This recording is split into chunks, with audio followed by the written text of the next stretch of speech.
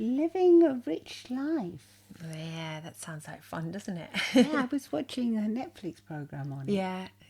That's There's good, a that program. series on it. Yeah, I got quite And excited. I thought we could chat about that today. Yeah, that's what we're going to be talking about. Get Real With the English Sisters. Join us on Apple Podcasts, Spotify, or wherever you get your podcasts. As you're already listening, you'll know. Yeah, you'll know. And please do hit the follow button. And we really appreciate it if you let us know you're watching. Let us know you're listening. It really does make a difference. Yeah, and please do leave a review as well on Apple Podcasts or wherever you get your podcasts, because it helps other people find the show as well. Yeah, it does. So let's get started then. So yes, how to live a rich life. I was thinking about it because, I mean, apart from the fact that it's so easy now to get into debt. Oh, you're actually talking about real financial rich life. I thought this was going to be like more... Well, it's both. Both, okay. But so it's so easy to get into debt, and it's so easy to accumulate so much debt that you feel as if that you could never live a rich life, like what the program was talking about, because that was a financial advisor giving advice. Yeah. But it's also so easy to not realize what living a rich life really is, and how you can live a rich life now without actually being that rich. Yeah, without being, because let's face it, most people are just like average or low income. I mean, there's not that many really rich people out there. Yeah. So, yeah, I thought the meaning of living a rich life was like, more like doing the best you can do with the money you have, or just enjoying it, I guess, enjoying your financial wealth, and whatever, no matter how much it is. So if you've only got enough to go down to the coffee shop and order a coffee, sort of enjoy that moment because it's special for you, because you're spending I don't know what on that coffee. Do you know what I mean? Well, I remember when I got my student grant. Yeah. Because in those days, fortunately, we got a grant, so we didn't have to pay back all the debt. But I remember thinking, "Gosh, I feel so rich." Yeah. And I've got enough money to go and buy a coffee. That's what I mean. Day. Yeah, and it was such a lovely feeling. Well, us growing up poor, we know what that was like. We know what it was like to see other people sitting at the coffee shops and just not bothering about, having a tea and a cup of coffee and a cake. And not worrying about how much it costs. Not worrying about it. So I remember when Mum would actually say, "All right, we're going to go and sit down and have a, cup of tea and you get whatever you want." It was like, wow, I would feel rich. I think, gosh. So yeah, maybe it's, I thought really it doesn't really matter how much your actual income is. It's what you actually do with that income. If you can manage to live experiences that make you feel rich. Make you feel rich inside. And live a rich life. Yeah. Live, because what does living a rich life really mean? I suppose it's subjective to each one of us. Well, yeah, I remember Mum used to say things like, "Do you want to go on holiday to Spain this summer, or do you want the family to buy a new sofa because this one's shabby?" And it was second hand. It was like somebody given it. It was definitely a hand me down. It was definitely a hand me down, or it was just some found on the tip. Found on the tip that somebody. That one wasn't. I remember. It wasn't, was it? No, because then she was very clever with her dressmaking skills, so she would refurbish it all herself. But in those days, people would they would hire a skip. Do you remember? And they would outside their house, and they would like throw their furniture in it, things they didn't want. It was possible to get things off. People the skip. would, we would get things off the skip. I remember. We would, that's for sure. And we were like little scavengers. Mum, we found a table. Oh wow, where is it? It's in the dip. I mean, that's how we grew up, isn't it? Office chairs, everything we would find in the dip.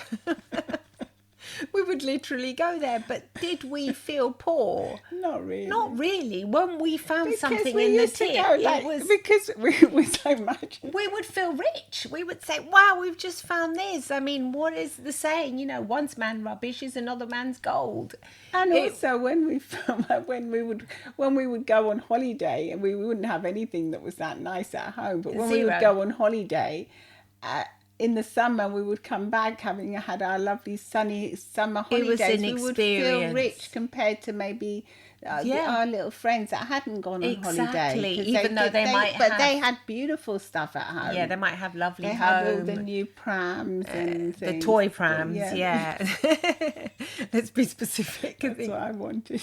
Yeah, because you wanted that real toy pram, didn't you? The one you saw in the shop. Yeah. Yeah, then Dad made us little wooden ones, which were adorable. They were. They were so special, really. Oh, but the other kids down the block were jealous of ours.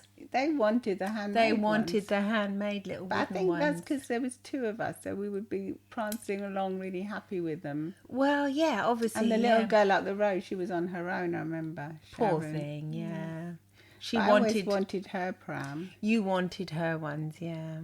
She had a lovely... I can't remember wanting her one that much. You didn't care that much. You weren't as materialistic. No, I don't think I was, actually. I don't think I noticed these things that much. Maybe I noticed it more because I was a little bit older. Yeah, being more conscious of it, maybe. I don't know. Yeah, maybe I was just like, I don't know what I was up to. Mum used to say I was a bit more mischievous. Maybe I was just running around more. I don't know what I was doing. I was cutting the flowers off by the looks of it. Yeah, picking flowers for cooking. Anyway, the point is we would make little meals. With these, for cooking, because it sounds like with the peonies. It was just, just child's play. Yeah, you would cook. We would cook with little flowers and things. Flower buds, yeah. In the ground. That was our distraction. That was especially what I remember liking doing. Yeah, I would make tea with earth and water, and then put it in this little toy teapot and serve it. But then my mum saw us do that. She gave us real tea, I remember. Yeah, I remember that. And then I remember not washing the teapot properly. I remember the stink of that teapot. She would make us put our toys away, and it had the leftover milk. With the powder milk. I don't know. I remember doing to our dollies. Yeah. Anyway, yeah, this was what I mean is that what we're getting back to saying is that even though we did grow up poor, relatively poor, poor, yeah, definitely poor. It was poor. We had enough to eat, but it was poor. No, we were lucky. We had enough. Enough to eat. Always loads, abundance of food, but there was poor in other aspects. I feel like we lived a very rich childhood. In the experience, in the sense of I can't remember the lack. No, because for instance, Paul McKenna, the hypnotist, he has an audio that's how to live your rich life. Yeah, I love that. When I listened to it, it said, imagine if you could have anything you wanted, all the richness and all the rich experiences. And I always feel really blessed because I always think, we had all those rich experiences because Mum made us travel. You know, even if it was just we went to travel to Switzerland, but it was a big deal in those days because people didn't really travel that much. So we only went there because she had a sister that was there, so we could stay there for free. Yeah. And but that was a rich experience. Yeah, well, that was probably cost her a fortune actually. Well, she saved up all year for it, didn't she? Yeah, to send us on an airplane alone, which she couldn't come because it was too expensive. And she had to work. So she sent us off with our little passports in those little plastic tags you would have hung around your neck. And off we went. I mean, I was 9, you were 10. Yeah, we were very little. And that was a rich experience, actually, yeah. That was pretty amazing if you think about it now. So what you can do is, like, even if you're not very wealthy, you can create rich experiences for yourself. Like, I mean, I remember just even going on a picnic sounded amazing. I remember thinking I felt so it was so like Mum would special. It was special, yeah. She would just make her little tortilla de patata, which is like a Spanish omelette thing, and that was already special. She would make it seem as if that was special, but it was just potato, eggs and onions.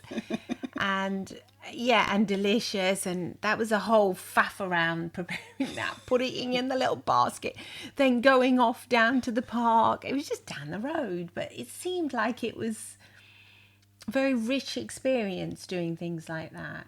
Well, yeah, I think they were. I mean, they were rich because we had, if you think about it, we were having quality time with our parents. Yeah, you're right. And with each other. With and each that other, is something that that's rare, I guess. Precious, that's isn't precious. It? And it's free, but it's free. It's not really free because it's only free if you could afford to have the time. She was able to do it because she was working from home as a childminder, and we would all working go together. At night as an auxiliary nurse. She would take us with the babies as well. We would with all the go children, together with the little children, and for us, really, she was working. If you think she was about working. It. She was minding the other kids, wasn't she? Yeah, the babies.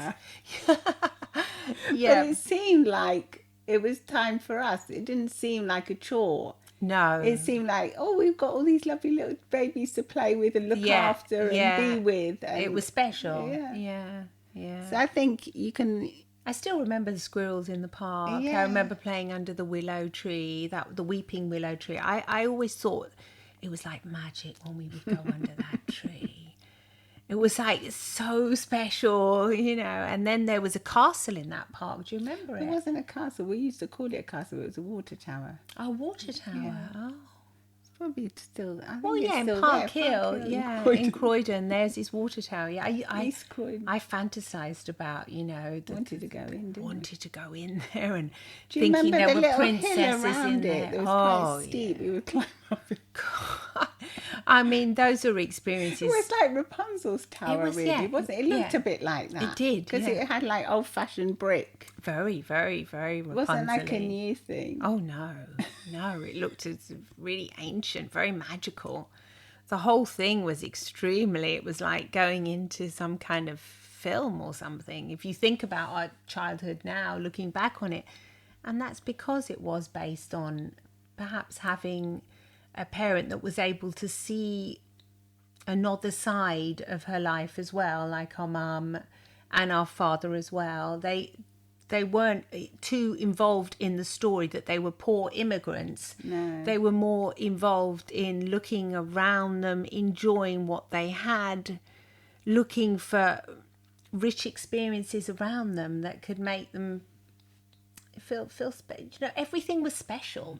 Finding I mean, come on, finding a sofa, a settee in a rubbish tip, you think yuck, no, oh wow, big claps, we were all laughing. And I mean, it sounds as if I'm making this up, but there's two of us, we really lived this. Happy. I don't know that we were so happy. I mean, I remember Dad grumbling sometimes. He was a bit grumpy. He would get grumpy, He would say, leave it. He would say, leave it there, woman. What are you doing? But then Mum would be able to fantasize how she was going to redecorate it. She would reupholster it, basically. She would reupholster it with the finest of cottons. She would buy that's the rich life. She would buy the sofa. The settee was from the dump. From the dump. Or from the neighbour or whatever that didn't want it. It was in a state. It was a terrible state. Yeah. She'd have to clean it so much. She'd have to clean it and fix it and everything. But then she would go to like Liberty. To Liberty's. This was it. She would go to the Croydon, but she would get like Liberty type fabrics. Definitely, the finest. Very good quality fabrics. And then spend quite a lot of money on that, actually, thinking about it. But I suppose compared to what an entire sofa would cost. Yeah, and then she would reupholster it and then make the matching curtains. So the whole thing looked rich in the end. It looked plush. Well, for us. For us, it looked for our plush, standards, The fact that she'd made it by hand made it all really special. Yeah, she made it special. Yeah, so you can make things special. I mean, anything can be special. Anything really. I mean, thinking about rich. Today's climate, it was a really good way of like reusing and definitely, called upcycling stuff, instead of one man's rubbish was another man's treasure. Exactly, yes. And well, that, so it was very ecological as well, what we were doing in those days without realizing it. Maybe obviously we did not realize it. No, there wasn't so much awareness, but that is living rich though, really, isn't it? Well, she always used to say if you didn't have enough money to save for what you really wanted, and then she would really buy. Do you remember she bought that expensive? I mean, the rest of the kitchen was a state. Oh my God! But she bought that expensive cooker. That's her way of living rich. You see, so that's what we've learned from our parents. Yeah. Is that even though it's not much, you get one thing that's very luxurious. That's like makes you feel rich, and make that experience every time you experience that thing is going to make you. She loved it, didn't she? I mean, I still feel like that today, because if I have a lovely, I don't want to do brands, but my lovely new laptop, every time I see it, I love it. Yeah. I can't help. It makes me feel rich seeing that, even though now I know I can afford it. Yeah. But still, it gives me that sense, when I see it and it works so well and everything.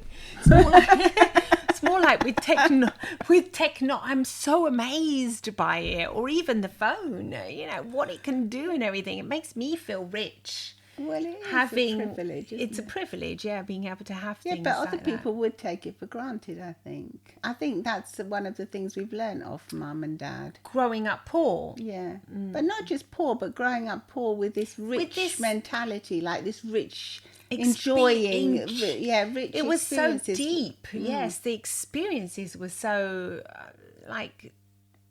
really, I think that really because like we didn't, for instance, I remember in the hall we couldn't afford to buy a carpet, but yet Mum would go and buy the best quality like cut of meat, not super sirloin steak or anything, but a nice roast. So that on Sunday we had a nice roast. But we didn't have a carpet down the stairs because you couldn't afford it. Because she couldn't afford to get a carpet straight away. She would put pennies. Do you remember? She'd have to save up for it, penny by penny, basically. Yeah.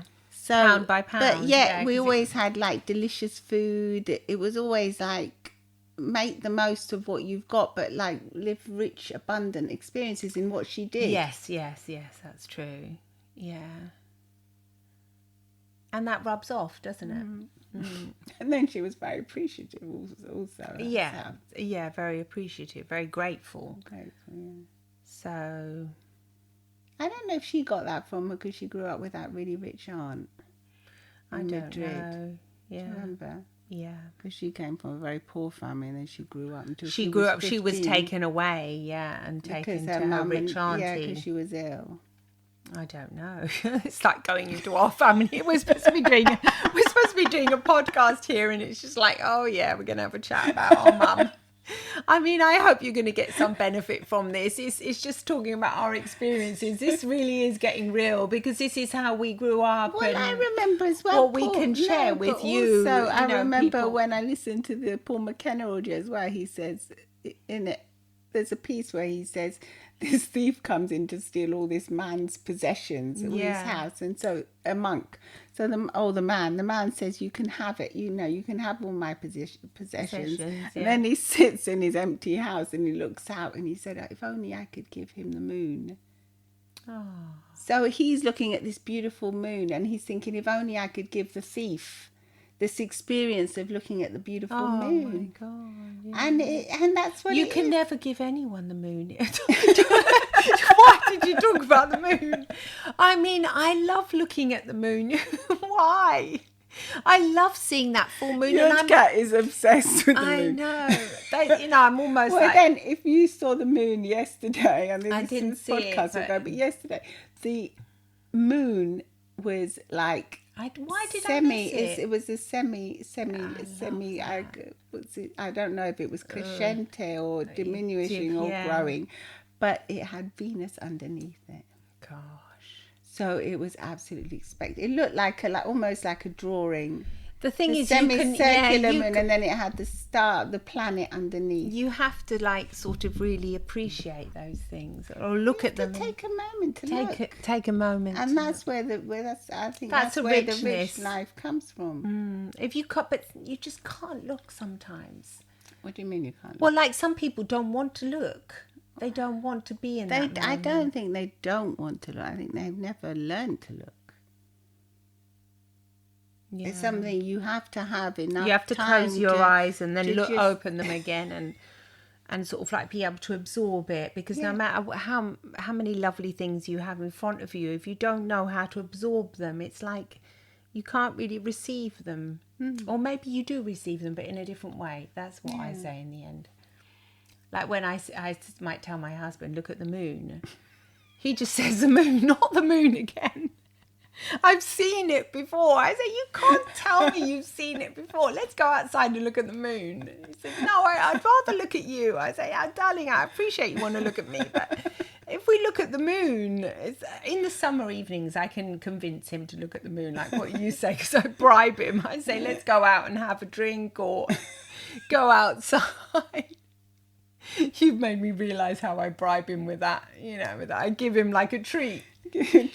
I give him a treat. Let's go and have a nice lolly outside. Let's go and have... I mean, he doesn't really drink much, but I guess if I offered him an Amaro or Italiano or something, he'd come out, But anyway, yeah. It's always marvelled me, but how it's just the way it's subjective, isn't it? The way you see different things. But maybe it's from if you grow up with this like magical kind of magical kind of childhood. I mean, if you have this kind of magic in your life where you stop a moment to be mindful, to actually look at things, and how just to see, how amazing things are. Because like the willow tree, the willow tree. I still remember the leaves, how the squirrels, the scent of the roses in the summer. I still remember walking up our little road and the roses. Maybe it was more of an English thing. People seem to be quite appreciative in those days. Or was it just our childhood? I don't know. Yeah, people like gardening a lot in England. I think it's just that, that maybe it's that bit of the nostalgic way of being a bit more still and more. Yeah, I don't know. More mindful about things. I definitely think if you can be a little bit still and mindful, then you can really enjoy things. And no matter what you're doing and no matter how much you're actually earning at the moment or not earning, you can still have, experience that richness in your life. The richness of because richness is relative, isn't it? Because if you go on a if you might think if you're more well off, you might think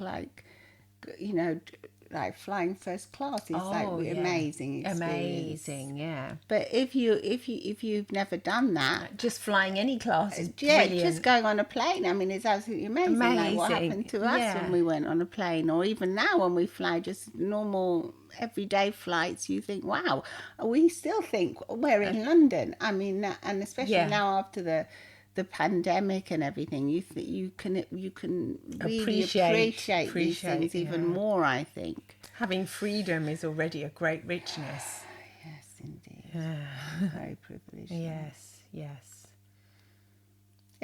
I think it's a very... If you open yourself up to living a rich life, you'll notice how much richness you actually have in your life.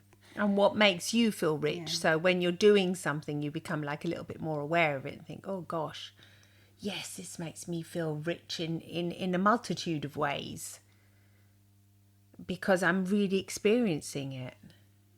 Is that right? That's how I feel. Well, I think so, yes, because for someone, feeling rich might be to have a luxury chandelier in their house or something. Oh, yeah. We know a lot about that. We sell them. We know a lot of people say, I'm really saving up for this. Yeah. Sometimes I think, gosh, you really want to spend I don't know, 2,000 euros on this now when you're saving. I mean, I had a client once, we both, she was saving for ages. Then her grandmother gave her some money. And so, then she bought it. So obviously that's important for her to have a piece of, Italian Murano glass, something special, that was going to make her feel rich every day she looked at it. So you can understand why you would want something like that. Yeah, because it was something that, you really makes you feel. It's all about feeling, really, isn't it? How you feel. It's more about feeling than anything else. Than being. Because you can have, so much money in the bank but not feel rich. Yeah. Or you can feel rich. You can have so many assets as well, not feel rich. Yeah, or you can just feel rich by having one or two things, or like what you said in the little story about the moon.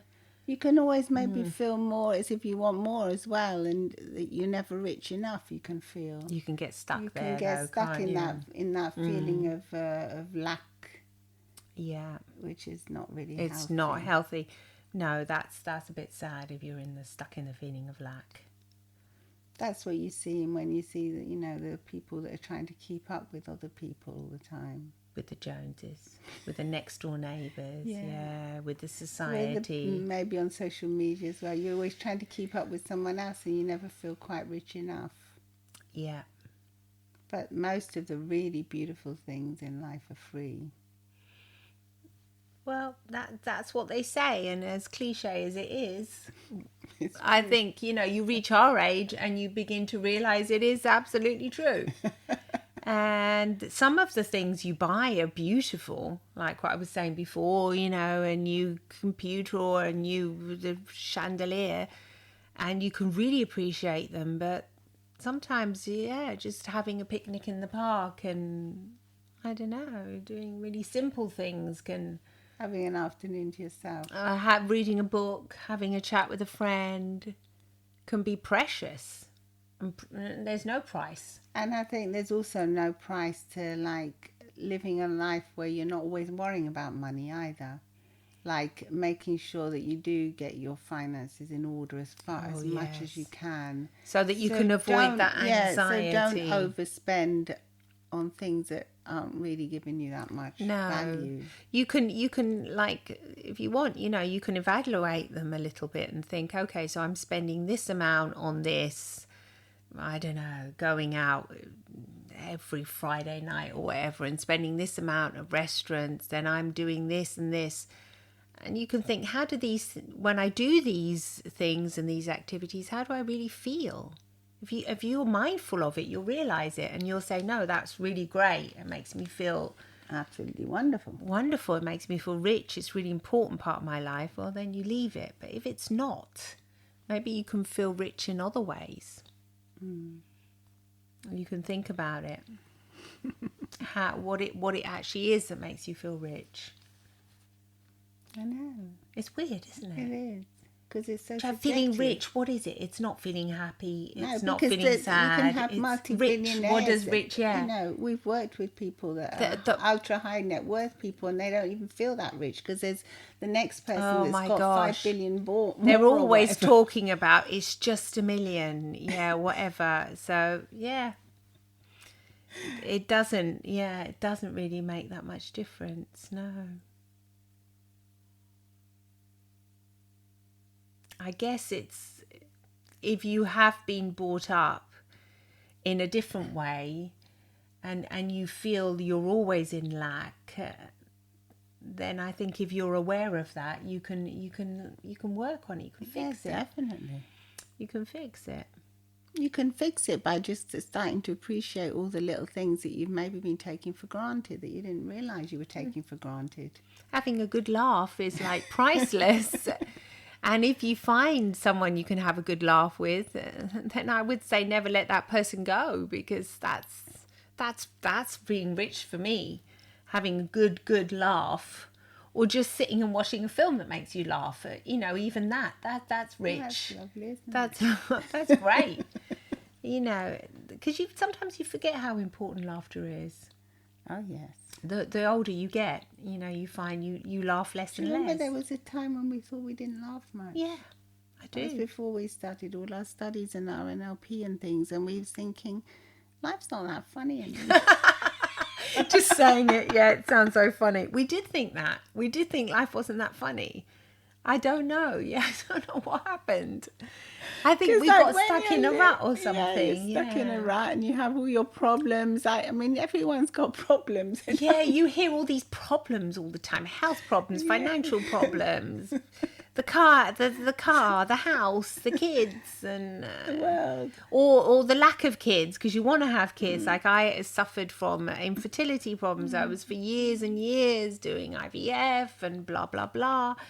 So yeah, and then sometimes you think, well, life is hard. You know, it's not that fun. It's not fun like I thought it was. Like like that magical childhood kind of thing. You know, then it. But if someone broke down that magical childhood, they think, well, it wasn't that much. Exactly. When you break it down, you realise Mum and Dad were immigrants. They were broke. We got everything was a struggle for everything them. was a struggle, terrible struggle. Mum would have to work night shifts, and she would not only do that, go out on a bike in the night on a bicycle.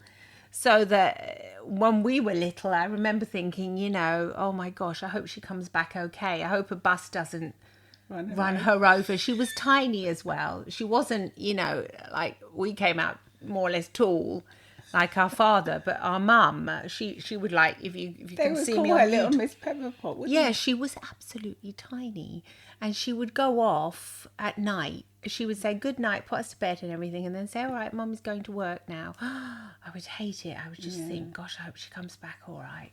And then in the morning when I'd hear her like little bike coming back in at 6 a.m. or whatever, I think, phew, she's come back and she's okay. So yeah, it wasn't all roses and elves and fairies and making little... there were struggles. Thanks. There were struggles, yeah. But somehow the richer part of it came through. It like enveloped it more. It's what we chose to see, and perhaps what we were taught to see more than the other. We were taught gratitude, weren't we? We were taught to see that.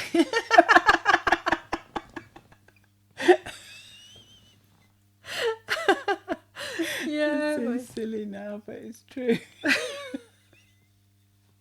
We're deciding to have a laugh now. No, it doesn't seem silly. It was love and gratitude. It was, yeah. And that's all you need, really, isn't it? Yeah, it was like, love and gratitude. And food. All our basic needs were basically met most of the time. Yeah. And when we didn't have enough money to buy a school uniform, Mum would make it for us.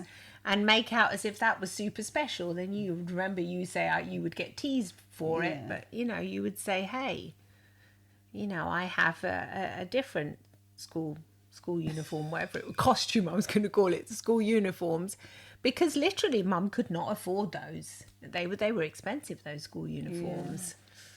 You'd have to have all those little things, little hats and everything. Well, we had to buy those. Yeah, because you couldn't make that. yeah.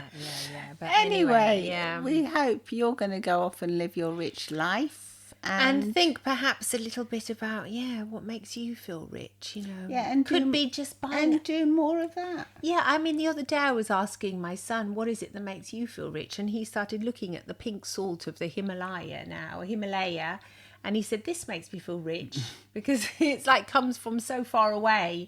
And even though it's still quite pricey actually to buy it. It's very pricey compared to normal salt. To normal white salt that's had, but even small things like that it's not going to kill you. It's not going to kill your budget to buy a packet of that if that's what makes you feel rich. Exactly. It doesn't matter what it is, but I think being aware of it and spoiling yourself sometimes, with these kind of experiences as well is good to release. To let you have a nice cup of coffee on a nice terrace. Yeah, on a nice terrace, I always remember when I was younger that I was always... Well, I did do it, but it was like... Special. It was special, yeah, and you'd appreciate it. Yeah, definitely. We still appreciate it now. Exactly. I think that's the secret, really. To never stop appreciating. Never stop appreciating. Always feel a bit like what you were saying the other day, a bit like a student. Still feel like a student now, and thank goodness, we're okay. And fine. But I don't know what it is. It's probably because we grew up poor, like what you said. Yeah, I think so. It never does quite leave you. No, but I think it's a blessing. I do believe it is a blessing. It's like a bit It's privileged, like a actually. You are, yeah. It'd be like the opposite of what you would imagine. Obviously, the kind of, I'm not saying, if you haven't got food or the kind of poor that we experienced. My mum and dad, my mum and dad might say, but they were always grateful and happy as well. No, they were super grateful. Yeah. So it's not as if, it's luckily, it was okay for us. But obviously, if you're struggling even more, it's not the same thing, and it's very difficult. But you can. I think you can still find. You do see these children in the very, very poor countries that do smile. And they're happy. I don't know if they're happy, but they're very cheerful. And you said in some of when you came like hitchhiking, when you didn't even have any money. That's the time I felt people were to you. I couldn't believe the sense of freedom. Yeah, freedom and with the generosity. No money. That everyone was so generous to you. They would just offer us meals and everything. It was wonderful. It was dangerous. Never do it. But it was. I did it in those days. It was years ago in the 80s. Yeah, and it was still quite dangerous coming over to the Mediterranean countries. But that's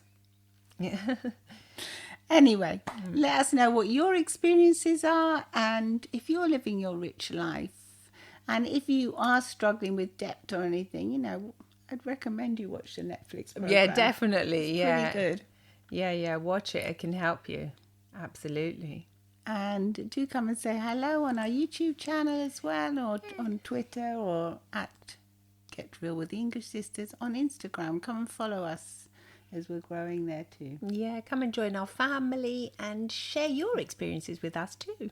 Yeah. And if you want us to talk about something on the next podcast, just write it down. We'll take lead.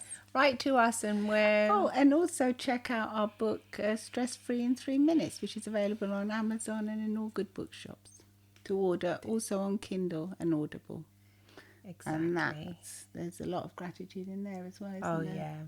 Yeah, they're very short, like little hypnotic stories, really, aren't they? It's hypnotherapy, really, in tiny size bites. So you just read one tiny little thing and kind of gets your unconscious mind working on it. Easy to digest. Yeah, very, very easy to digest. It's a bit of a particular little thing, isn't it? Oh, yes. It's special. It's special, It gave us, when writing it was special for us. It was therapeutic, and we know that many of our colleagues, hypnotherapists, actually use it in therapies, but it's good for everyone. Good to be stress-free and anxiety-free. Yeah. Okay. Thank you very much. Thank you. See you online. Bye-bye. Bye. Lots of love from the English Sisters. Bye-bye.